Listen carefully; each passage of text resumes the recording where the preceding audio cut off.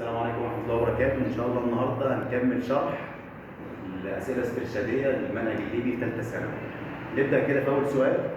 لا إنتاج من مقدمتين. أول اختيار عندي كليتين، أحدهما كلية وأخرى جزئيتين.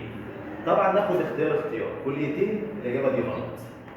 لأن عندي ممكن برضه في الشكل الأول كلية موجبة مع كلية موجبة تديني كلية موجبة، يبقى الاختيار الأول غلط. أحدهما كلية وأخرى جزئية، دي شغالة برضه. يبقى الإجابة عندي إيه؟ لا إنتاج من جزئيتين. لو عندي برضه في الاختيار لا إنتاج من سلبيتين اللي هما بيبدأوا بلا، برضه أختار.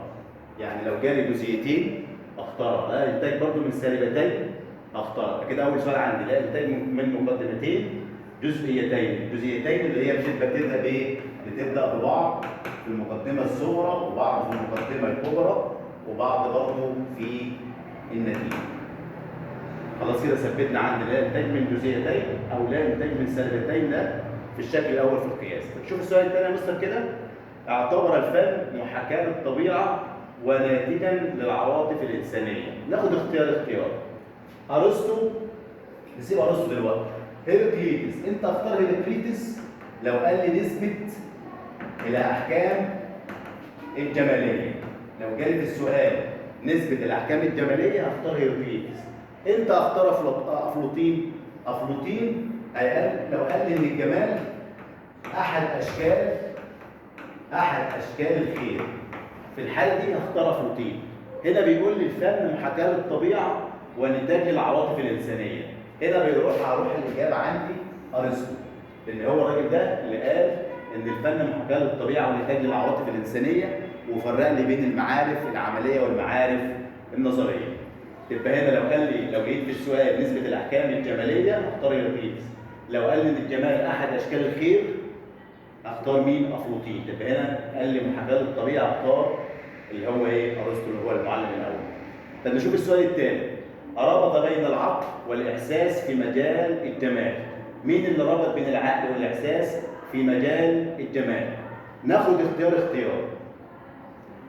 بومجرد ده هو اللي عمل علم الجمال وسماه الاستاتيكا. ده الراجل مؤسس علم الجمال وسماه الاستاتيكا. في كلام هنا عن الاستاتيكا او قال ان موضوعه الشعور او الوجدان؟ طبعا مش هيبقى دي الاجابه. امتى اختار بومجرد؟ لما الاقي في السؤال ان هو مؤسس علم الجمال او ان هو اطلق عليه الاستاتيكا او هو خلى موضوع علم الجمال الشعور او الوجدان. نشوف الاختيار الثالث. توما ليكويني. ده راجل دين مسيحي ظهر في العصور الوسطى. طب انت اختار توما ليكويني لو لقيت في ربط بين العقيده الدينيه والعاطفه والجمال. في السؤال في ربط هنا بين العقيده الدينيه والجمال؟ لا، تبقى مش هختار توما ليكويني. تبقى الاجابه طبعا هتبقى على مين؟ على ديكارت، اللي هو الوحيد اللي ربط بين العقل والاحساس في مجال الجمال. طب انت ديكارت ممكن يجيب لي عليه حاجه ثانيه، ان هو قسم الجمال لمرحلتين.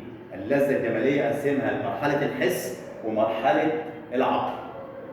يبقى في الحالتين دي هختار مين؟ هختار ديكارت. لو لقيت ان هو قسم الجمال او اللذه الجماليه لمرحله الحس ومرحله العقل هختار ديكارت.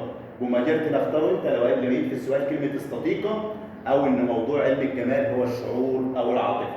انت اخترت توما ليكويني. الراجل ده كان راجل دين مسيحي ظهر في العصور الوسطى، وكمان الجمال كان عندهم في العصور الوسطى بالنسبه للمسيحيين ربط بين العقيده الدينيه وبين الجمال. طب نشوف السؤال اللي بعد كده.